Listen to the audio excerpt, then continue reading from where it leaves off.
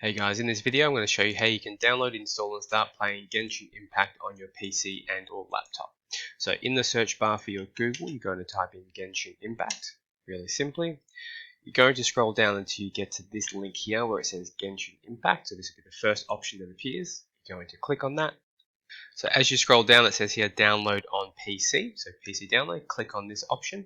You can save the installation file to your desktop, wherever you'd like to. So we're going to press save.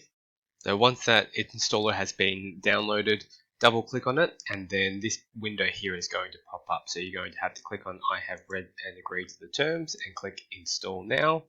Otherwise you can also select the drive you wish to install it to. So I don't want this installed to my C drive, so I'm going to change this over to my D drive, which is my storage drive. I'm going to click on install now and we're just going to wait for that to install. Now this window here appears, so we're going to click on run now. Then once this here appears, you're going to click on Get Game.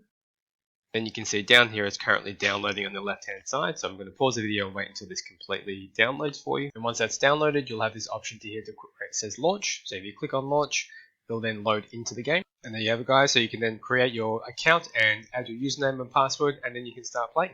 If you found this helpful, make sure you like and subscribe.